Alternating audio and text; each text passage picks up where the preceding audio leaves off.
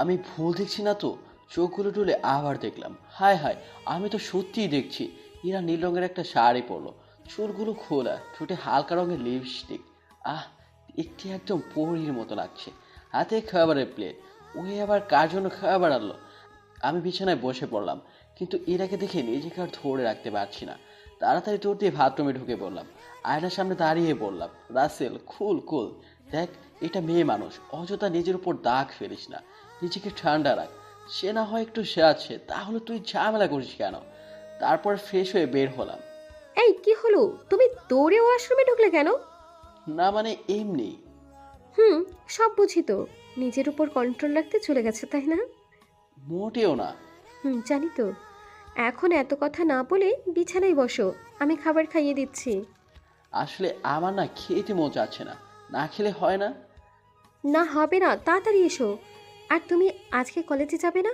ভাবছি কলেজে যাব, হঠাৎ এর মুখটা ফ্যাকাশে হয়ে গেছে। বউ আমার মন খারাপ করেছে। ভালো তো, আচ্ছা থাক, মন খারাপ করতে হবে না। তোমার যতদিন ছুটি শেষ হচ্ছে না, আমি ততদিন কোথাও যাচ্ছি না। এখন খাবার খাইয়ে দাও তো, অনেক ক্ষুধা লাগছে। হুম, এখন তো ক্ষুধা লাগবে। আচ্ছা, আগে বলো তো, আমাকে কেমন লাগছে? তোমার এই রূপের গুণ বর্ণনা করার মতো ভাষা আমার নেই বউ। কি বলবো, একদম নীল পরীর মতো। আমার একটা অভ্যাস জানো, কখনো কাউকে মিথ্যা বলে খুশি করি না। দেখতে পেলাম এরা লজ্জা পেয়েছে হয়তো বা বউ বলার কারণে। এখন কি মহারানী, আমাকে কি খাবারগুলো খেতে দিবে? আরে বাবা, এতে লজ্জা পাওয়ার কি আছে বলো তো? হাজার হলো আমি তোমার ফিউচার হাজবেন্ড, তাই না? হয়েছে হয়েছে, আর কিচ্ছু বলতে হবে না। বসো। তারপরে ইরা আমাকে খাইয়ে দিচ্ছে, আমিও খাচ্ছি। কিন্তু ইরা চুলগুলো বারবার মুখে চলে আসছে। সেই হাতের উল্টো পৃষ্ঠ দিয়ে চুলগুলো সারিয়ে দিচ্ছে। আমার তো এই দৃশ্যটা দেখে বেশ ভালোই লাগতেছে। আমি তাকিয়ে আছি, ইরা চুলগুলো সরিয়ে দিচ্ছে, বারবার চলে আসতেছে। এবার ইরা বিরক্ত হয়ে খাবার প্লেটটা রেখে কানের পাশে চুলগুলো গজে দিল। খাবার খাওয়ার শেষে ইরাকে বললাম, ঘুরতে যাবে? ঘুরতে যাবো না মানে? ঘুরতে যাওয়ার জন্য তো সাজলাম। এখন তুমি রেডি হয়ে নাও তো। তারপরে আমিও রেডি হয়ে দুজনে বের হয়ে চলে আসলাম। রিক্সা নিব নাকি হেঁটে যাবে? রিক্সা নিয়ে যেতে হবে না, দুজনে হেঁটে যাব। My dear husband. ইরা আমার হাঁটা ধরলো, আমি হাতে প্যাচ দিয়ে হাঁটতেছি দুজন। বেশ ভালো লাগতেছে। সাত সকালে হাঁটার মজাই আলাদা। এখনো সূর্য মামা ওঠে নাই। মোটামুটি 7টা 8টা বাজবে। মনে হয় মেঘের আলো সূর্য মামা ঢেকে রাখছে। হয়তো বা বৃষ্টি নামতে পারে। এখানকার পরিবেশটা বেশ নিস্তব্ধ। কোনো লোকজন দেখা যাচ্ছে না। কিছু দূর এসে হঠাৎ পিছন থেকে কে যেন ডাক দিল। এইরা। আমরা পিছন ফিরে দেখলাম একটা ছেলে ডাক দিল। আরে রবিন, তুমি এইখানে? ইরা ছেলেটার কাছে গিয়ে বলল। আমি আমার জায়গায় দাঁড়িয়ে থাকলাম। ইরা আর রবিন। কেমন আছিস? এই তো ভালো আছি, তুই কেমন আছিস? ভালো আছি, কিন্তু এই ছেলেটা কে, তোর ভাই নাকি? আমার এখান থেকে তাদের কথাগুলো ভালোভাবে শোনা যাচ্ছে। শালা বলে কি, আমি ইরার ভাই হলাম কবে? কেন, তোর এমন কেন লাগলো? না মানে ছেলেটা তোর থেকে প্রায় 6-7 বছর ছোট হবে, তাই বললাম। ওটা তোর দুলাভাই হয়। কি কি? তুই কি বললি? এই ছেলেটা আমাদের দুলাভাই হয়? হাউ ফান্নি! আমার তো এটা একটা পিচ্চি ছেলের মতো লাগে। দেখতে একদম খ্যাত মনে হয়, একটা ফকিন্নির মতো লাগে। তোর রুচিটা এত খারাপ? আমার দিকে তাকিয়ে কথাগুলো বললো ছেলেটা। আমি কথাগুলো শুনে ওইখান থেকে চলে আসলাম। আসার একটা কারণও আছে বটে। আমার ফোনে একটা মেসেজ আসলো। আমি মেসেজটা ওপেন করে প্রায় পাগল হয়ে গেছি। আমি তোর কাছ থেকে এটা আশা করি নাই রবিন। তুই জানিস আমি জুনিয়র ছেলের প্রতি একটু দুর্বল। ছি ছি, তোকে আমার বন্ধু ভাবতে তো এখন আমার খারাপ লাগে। আজ থেকে তোর আর আমার কোনো সম্পর্ক নেই, মনে কর। এ বলে ইরা আমাকে খুঁজতে খুঁজতে চলে আসলো। সব জায়গায় খুঁজলো, কিন্তু কোথাও পেলো না। পরিশেষে ইরা হতাশ হয়ে বাসায় চলে আসলো। বাসায় এসে দেখলো দরজা খোলা। তার মানে রাসেল বাসায় চলে আসছে? ইরা খুশি হয়ে রুমে ঢুকলো। রুমে ঢুকে দেখলো আমি বিছানায় শুয়ে আছি। পাগল ছেলে একটা, আমাকে মাঝপথে রেখে চলে আসলো। সমস্যা কি জানি না ছেলেটার। এরা আমার কপালে একটা পাপ্পি দিয়ে বাথরুমে ঢুকে পড়লো। এরাও ফ্রেশ হয়ে আমাকে জড়িয়ে ধরে ঘুমিয়ে পড়লো। আমার ঘুম ভাঙতে বুঝতে পারলাম এরা আমার বুকের উপর শুয়ে আছে। আমি এখন নড়াচড়া করলে ইরার ঘুম ভেঙে যাবে। তার চেয়ে আমিও শুয়ে থাকি। তারপরে আমিও শুয়ে পড়লাম। কিছুক্ষণ পর ইরার ঘুম ভাঙলো। কি মহারাজ, আমাকে মাঝপথে রেখে আসলে কেন?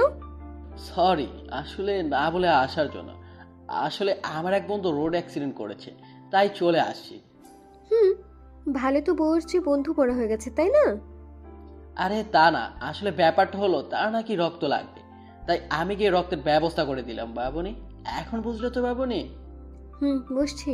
জানো, ওই ছেলেটা আমার বন্ধু হয়, আর তোমার ব্যাপারে অনেক খারাপ খারাপ কথা বলেছে। তাই আমি ঠাস ঠাস করে 2টা থাপ্পড় দিয়ে বললাম, শালা আমার পরের ব্যাপারে খারাপ কথা বলে, তার সাথে একেবারে সম্পর্ক শেষ করে ফেলেছি। এখন কোনো বন্ধুই নেই শালা রবিন। ইরা আমাকে জোরে জোরে কথাগুলো বলল। তো এখন প্ল্যান কি মাই ডিয়ার হীরাবতী? তেমন কিছু না। আমার রায়রার আব্বু, এখন প্ল্যান হলো আমাদের ছেলে মেয়ের নাম ঠিক করা প্ল্যান। সো আমাদের ছেলে মেয়ের নামে ও আর শব্দ থাকতে হবে, বুঝেছেন? ও গুড। ভাবছিলাম কিছুক্ষণ ফিউচার বয়ের সাথে রোমান্টিক মুভমেন্টে চলে যাব, কিন্তু আমার মহারানী তো দেখছি ছেলে মেয়ের নাম নিয়ে পড়ে আছে। একে বলে ব্যাড টাইম। এখন কোনো কথা না, তুমি মেয়ের নাম রাখো, আমি ছেলের নাম রাখবো। সমস্যা নেই, কিন্তু আগে মেয়ে নিতে হবে। মোটেও না, আগে ছেলে নিব। না মেয়ে। না ছেলে। না মেয়ে। না ছেলে। ওকে, সেটা না হয় আল্লাহর উপর ছেড়ে দিলাম, দেখি আল্লাহ তাআলা কাকে বেশি ভালোবাসে। ওকে, নো প্রবলেম। কিন্তু দেখবে, আল্লাহ আমাকে বেশি ভালোবাসে। কেন কেন? তোমাকে কেন বেশি ভালোবাসে? কারণ আমি মানুষের জন্য কষ্ট করি, তাই বাবু, বুঝছেন? তুমি পাগল নাকি? তাহলে আমি কি বসে বসে আঙ্গুল চুষি নাকি? আমিও তো মানুষের জন্য কষ্ট করি। জি না, আমি কেন পাগল হতে যাব? পাগল তো তুমি। তুমি কখন মানুষের জন্য কষ্ট করলে? কেন, আমার ইরাবতীর জন্য তো কালকেও বাজার থেকে মাংস, তরকারি, মরিচ ইত্যাদি ইত্যাদি সবগুলো আনলাম কষ্ট করে। আর দেখো রাতে রাতে তাকে কষ্ট করে জড়িয়ে ধরে ঘুমাই। এইগুলো কি কষ্ট না? কে বলেছে এইগুলো কষ্ট? প্রিয় মানুষের জন্য এইসব কষ্ট করতে হয়, তা কি তোমার গুরুজন শেখায়নি? এখন ক্লাস 1-এ পড়তেছি, ওইখানে কি গুরুজনের দেখা পাওয়া যায়? তাছাড়া তুমি তো আমার প্রিয়তমা, তোমার কাছ থেকে শিখলে কি হয়? মোটেও না। এরা আমাকে জড়িয়ে ধরে বলল। আচ্ছা থাক না। আচ্ছা রাসেল, আমাদের বিয়ে কখন হবে? হো তাই তো, 8-9 বছর পরে করলে হয় না? 8-9 বছর করলে হয় না? তাই না? দেখাচ্ছি মজা তোমাকে, আমার সাথে মজা করা। বলে আমার বুকে ঘুষি মারতে শুরু করলো। এই কি করছো? আমার দম বন্ধ হয়ে আসতেছে।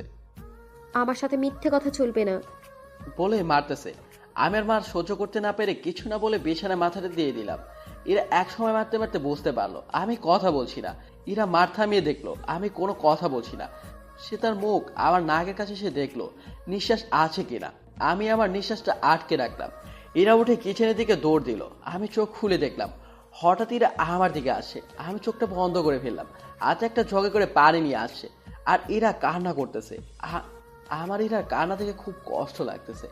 কষ্টটা একদম আমার বুকে এসে লাগলো, যেন কেউ আমার বুকে ধীর মারলো। এরা আমার কাছে এসে টি টেবিলে ঝোঁকটা রাখলো। একটু চোখ বন্ধ করে আছে। আমি আর চোখে দেখলাম এরা হয়তো বা কিছু একটা বোঝার চেষ্টা করতেছে।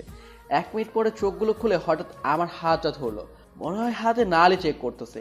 হায় আল্লাহ, তার মানে আমি ধরা পড়ে গেছি। এখন কি হবে আমার? আল্লাহ জানে মেয়েটার রাগ কেমন, নাকি অভিমানী। আবার উঠে কিচেনের দিকে দৌড় দিল। রাসেল, তুই আর সুযোগ পাবি না, এই একবারই আছে, আর আসবে না। বিছানা থেকে উঠে বাথরুমে ঢুকে বললাম। কিছুক্ষণ পর ইরা এসে বলল, রাসেল, এখানে একটা ফাজিল পোলা ছিল, ওই ছেলেটা কোথায় রে? ছি, আমি বলছি সে পালিয়ে গেছে। হায় আল্লাহ, এটা আমি কি বলে ফেললাম। মুখে হাত দিয়ে দিলাম। এই ফাজিল, তাড়াতাড়ি বাইরে আসো। ছি ম্যাডাম, কাকে বলছে? যেই এখন আমার সাথে কথা বলছে তাকে বলছি স্যার। ও হ্যাঁ, তাই তো, আমি আসতে বলে দিই, দাঁড়ান। হে রাসেল, তোকে তোর ইরাবতী যেতে বলেছে। আমি কথাগুলো একটু জোরেই বললাম যাতে ইরা শুনতে পায়। এই যে মিসেস ইরাবতী, রাসেল নাকি বাইরে আসবে না। কিন্তু কেন আসবে না স্যার? না মানে বলছিল কি আপনি নাকি তাকে মারবেন, তাই আসবে না। এই এখন বাইরে আসো, বেশি হয়ে গেছে ভাজলামি। কিছুটা ধমক দিয়ে বললো এরা কথাগুলো।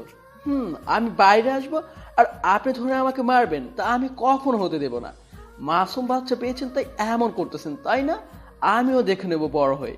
ওরে আমার মাসুম বাচ্চা, তুই আগে বাইরে এসে দেখ তোর কি অবস্থা করি আমি। তুই এই ইরার সাথে লাগছিস, তোকে বুঝিয়ে দিব আমি হাড়ে হাড়ে এই ইরা কি জিনিস। সে না হয় আমি বের হলে দেখব, কিন্তু আজকে তো আমি এইখান থেকে বের হচ্ছি না মিসেস ইরাবতী। সেইটা না হয় সময় হলে দেখবো বাবু। ও সত্যি, সমস্যা নেই, আমি সময়ের প্রহর গুনি। আপনি না হয় রান্না বান্না করে নিন মালকিন। ওই মালকিন মানে কি? এই যে মিসেস ইরাবতী, আপনি মালকিন অর্থ জানেন না? হায় আল্লাহ, কেন তো তোমাকে ডাক্তারি চাকরি দিয়েছে আমি নিজেও জানি না। আচ্ছা মালকিন, আমার না একটা কথা খুব জানতে মন চাচ্ছে। কি কথা, তাড়াতাড়ি বলো। না মানে, তুমি এই থেকে কয়টা মানুষের প্রাণ নিয়েছো? কি এত বড় কথা? অতীতে কয়টা নিয়েছে তা জানি না, কিন্তু আজকে একজনকে নিব এটা শিওর। মালকিন, তার মানে তুমি প্রায় 20-25 হাজার মানুষের অলরেডি প্রাণ নিয়েছো। তাহলে আজকে কার নেবে বলো তো? আজকে তোমার প্রাণ নিব যদি মালকিনের অর্থ না বলো, তাহলে কুচি কুচি করে কেটে নদীতে ভাসিয়ে দিব। বলো কি, তোমার একটুও মন পড়বে না তোমার প্রিয়জনকে মারতে? মোটেও পড়বে না। কেন পড়বে? আপনজন কি প্রিয়জনকে কাঁদায়? কেন পড়বে? আপনজন কি প্রিয়জনকে কাঁদায়? ভালো তো, যখন আমাকে মারছিলে তখন তোমার আপনজন কোথায় গিয়েছিল? হুম, আমি কেন তোমাকে মারতে যাব? তুমি তো আমাকে মারার জন্য বাধ্য করলে। তাহলে এইটাও তুমি আমাকে করার জন্য বাধ্য করলে। কেমন হলো? কেমন হলো দেখাই বাবু, একটু বাইরে আসো না প্লিজ। আমার না তোমার চাঁদ মার্কা মুখটা দেখতে খুব মন চাচ্ছে বাবু। প্লিজ প্লিজ, না করবে না? হুম আমার মুখটা কি এমনি এমনি দেখাবো নাকি? ওরে বাবু, তাই নাকি? তাহলে শুনি তো, তোমার চাঁদ মার্কা মুখটা দেখতে কি করতে পারি একটু বলবে কি বাবু? বলতে পারি, তবে একটা শর্তে বলতে পারি। বলো, তুমি কি ওই শর্তটা মানবে? আগে শুনি বাবু, শর্তটা কি, তারপরে দেখা যাবে। না হবে না বাবুনি, আগে শর্তের জন্য প্রমিস করতে হবে বাবুনি। কিন্তু শর্তটা না জেনে কিভাবে প্রমিস করি বলো তো? না, আগে প্রমিস করতে হবে, তারপরে বলা হবে। তবে হ্যাঁ, শর্তটা কিন্তু তুমি রাখতে পারবে। এখন দেখো, তুমি কি প্রমিস করবে নাকি আমি এই বাথরুমে বসে থাকবো? আচ্ছা ঠিক আছে, এখন তো বলো। আমাকে মারতে পারবে না, আর তুমি যতদিন আছো ততদিন আমাকে খাবার খাইয়ে দিতে হবে। আমাকে কি পাগলে পাইছে যে তোমাকে খাইয়ে দিব? এই, এটা কিন্তু চিটিং। তুমি প্রমিস করেছো, প্রমিস ভাঙলে কি হয় তা তুমি ভালো করে জানো। হুম, তাই নাকি বাবু? আমি তো কোনো পড়ালেখা করি নেই, তাহলে কিভাবে জানবো বলো তো?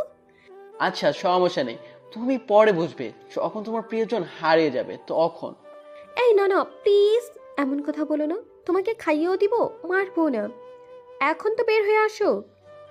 এই না হলে আমার বাবুনি। তারপরে বের হয়ে আসলাম। ইরা দৌড়ে এসে আমাকে জড়িয়ে ধরলো। আমি ইরার কাণ্ড দেখে অবাক। মেয়েটা মনে হয় ভয় পেয়েছে। এই ইরা, কি হয়েছে তোমার? তুমি কি ভয় পেয়েছো? এখনো বুকে মুখ গুজে আছে। আমি তো কিছু বুঝতে পারছি না। একটু মজা করতে গিয়ে মেয়েটা কি হাল করে ফেলেছি আমি। আমিও আমিও না একটা পাগল। কেন যে ইরার সাথে মজা করতে গেলাম। আমি ইরাকে শক্ত করে জড়িয়ে ধরলাম। ইরা আমাকে তার দুহাত দিয়ে শক্ত করে জড়িয়ে ধরলো।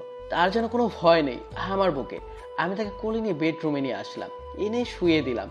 ডিয়ার ইরাবতী, ভয় পেয়েছো তাই না? আমি আছি তো, তোমার ভয় কিসের? ইরা আমার দিকে তাকিয়ে আছে, তার যেন চোখের পলকই পড়তেছে না। আমিও তার দুই নয়নের দিকে তাকিয়ে আছি। ইরা আস্তে আস্তে তার ঘাড় উপরে উঠাচ্ছে, আমিও আস্তে আস্তে তার দিকে আমার ঠোঁট দুইটা নিয়ে যাচ্ছি। আমি যেন ইরার মায়ে আসক্ত হয়ে গেছি। ইরা এবং আমি দুজনে দুজনকে পাগলের মতো কিস করছি। কিন্তু কিছুক্ষণ পরে আমি ইরাকে ধাক্কা দিয়ে ছেড়ে দিলাম। এই, কি হলো? ধাক্কা দিলে কেন? আমি চাই না ইরা, বিয়ের আগে তুমি খারাপ কোনো কিছুতে জড়িয়ে যাও, তা আমি চাই না। তুমি আমাকে অন্য কিছু ভেবো না। আমিও নিজেকে ধরে রাখতে পারছি না। তুমি শুধু তোমার কথা ভেবে নিজেকে অনেক কষ্টে কন্ট্রোল করছি। একটা কথা কি ভেবে দেখেছো? কিচ্ছু ভাবতে হবে না বাবু, আমি তোমাকে পরীক্ষা করছি। আমার বাবুটা খারাপ নাকি ভালো? কি? তার মানে তুমি আমাকে ইচ্ছে করে জাগিয়ে দিতা? ও এমজি, তুমি তো মানুষ খারাপ। যদি বেশি নেশে আসক্ত হয়ে যেতাম তাহলে কি করতে? তখন আর কি করতাম, দুজনেই বিয়ে করে নিতাম। ও, তাহলে তো ভালো। চলো তাহলে কাজটা সেরে নি। কি কাজ সেরে নিব বাবু? তেমন কিছু না বাবুনি, শুধু বিয়ে হওয়ার জন্য কাজটা করব। তার করতে হবে না, আমি ফারহানাকে বলে দিয়েছি আমাদের কথা। ফারজানা আম্মুর সাথে কথা বলে বিয়ে ফাইনাল করতে বলেছে বাবু। চলো বাবু, একটু ফ্রেশ হয়ে আসো তো, আমাকে একটু হাসপাতালে যেতে হবে। কেন, হাসপাতালে কি করতে যাবে? জানি না বাবু, ডক্টর মাহেশ বাবু কেন যেতে বলেছে জানি না। আচ্ছা চলো, তুমি ফ্রেশ হবে না? না বাবু, আমি ফ্রেশ হব না, তুমি ফ্রেশ হয়ে আসো তো। কি আর করার, আমি গিয়ে ফ্রেশ হয়ে বের হলাম। তারপরে বেডে দেখলাম আমার একটা নীল রঙের শার্ট রাখা আছে। আমি শার্টটা চেঞ্জ করতে লাগলাম। আমি ফুলে রুমের দরজায় লাগাইনি, হঠাৎ দেখতে পেলাম ইরা রুমে ঢুকতেছে। আমি ইরাকে দেখে চিৎকার দিলাম, সাথে সাথে ইরাও আমাকে এই অবস্থায় দেখে চিৎকার দিল। আমি তাড়াতাড়ি তোয়ালেটা টেনে নিয়ে পড়ে নিলাম। হেই, তোমাকে এখানে কে আসতে বলেছে? মানে কি? আমার রুমে আমি আসবো না কেন?